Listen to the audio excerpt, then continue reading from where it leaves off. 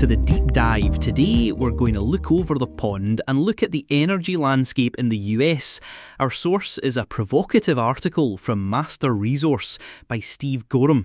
It's titled Net Zero is Collapsing in US States, and it takes a really sharp look at the challenges facing state-level renewable electricity goals. Yeah, it's fascinating, isn't it?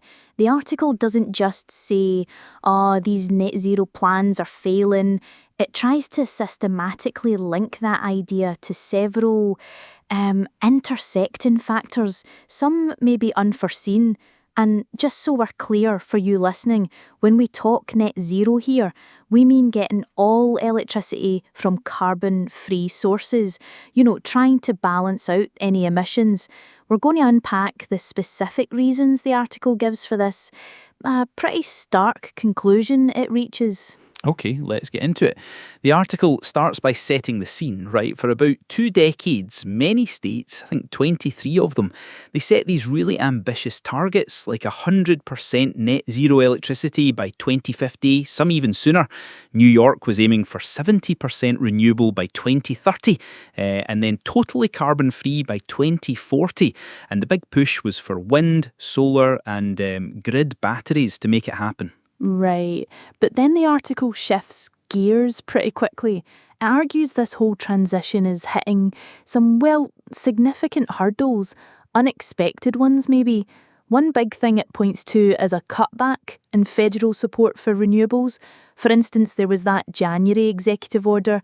It halted federal leases for offshore wind, and that directly hit states like New York, California, and 9 other East Coast states. They were really banking on those big offshore projects. Yeah, banking heavily on them.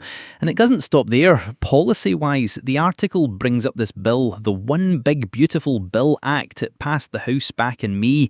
Now, if this gets through the Senate, this is a big deal. It would basically kill off the federal production investment tax credits for renewables. Those are the subsidies, the tax breaks that have kind of propped up these projects since, 1992? A long time. The article says advocates are calling it a nightmare scenario. Yeah, which is interesting because at the same time you hear that wind and solar are the cheapest generators out there. It seems a bit of a contradiction. It does, doesn't it? It kind of highlights that, maybe the running costs are low, but getting them built and plugged into the grid, that still seems to lean pretty heavily on outside financial help, massive taxpayer subsidies. But beyond policy stuff, the article throws in another huge factor, something that's accelerating incredibly fast, the AI revolution. These AI data centres, they're projected to eat up a massive chunk of US electricity, like 20% within the next decade. That's up from just 4% at the start of 2024. It's because AI processors, they just guzzle power 6 to 10 times more than regular servers. Wow, 20%? That's a staggering increase. It really throws a wrench in the works for energy planning, doesn't it? The article points to places like Virginia. It has the most data centres apparently. Their power use is expected to triple by 2040. And Texas, their demand is forecast to just skyrocket from about 85 gigawatts in 2023, which is about enough for maybe 17 million homes or something, to a massive 218 gigawatts by 2031. And this is all happening while, the article notes, over 200 coal plants have already shut down.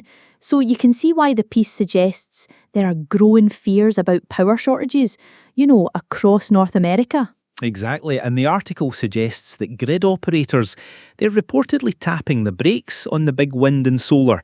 It mentions states like Georgia and Indiana postponing coal plant closures and even restarting nuclear plants. Michigan and Pennsylvania are mentioned. The big winner in all this, according to the article, natural gas. Over 200 new gas plants are planned or being built.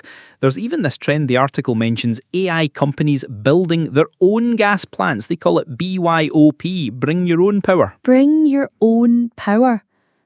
Yeah, it kind of shows you how critical and maybe uncertain the power supply situation feels right now. Wow, companies literally building their own power plants. That really makes you stop and think. Okay, so then the article gets into the grid batteries. These were supposed to be key, right? Storing extra wind and solar power, but it calls them unproven technology and prone to spontaneous ignition fires. It lists 4 big grid battery fires just in California in the last couple of years. One burned for over a week. Otay Mesa and Moss Landing, 40% of that huge facility destroyed. And New York's had issues too, right? 3 fires in the last 18 months, leading to evacuations, toxic gas. Yeah, that sounds serious. Very serious. And if you tie this back to the economics, the article really hammers this point. These batteries are incredibly expensive, like 10 times the cost of the wind or solar system itself, just for 24-hour backup. That's a lot. And that cost, plus other things, feeds into rising electricity prices.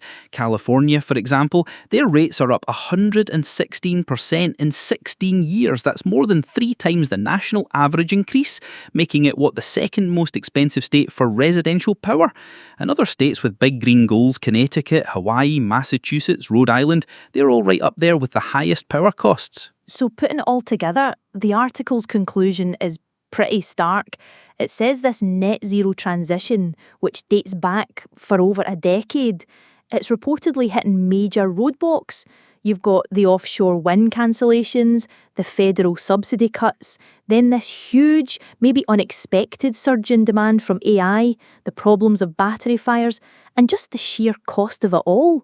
The piece suggests states will be, quote, forced to return to sensible energy policy, whatever that means. Exactly. It leaves us with a big question, doesn't it? And this is one for you, our listener, to think about.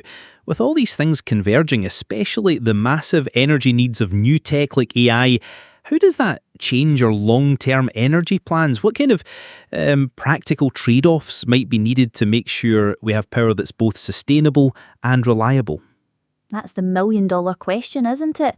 What really stands out to you when you hear about all these factors piling up? It certainly makes you think about how quickly things can change and how even the best laid plans, well, they can get disrupted. Makes you think. That wraps it up for now. Thanks for joining us for this deep dive. And do visit baffledbyscience.com to keep up to date with the latest developments in renewable energy policy. And as always, we encourage you to keep exploring, keep questioning, and stay informed. Until next time.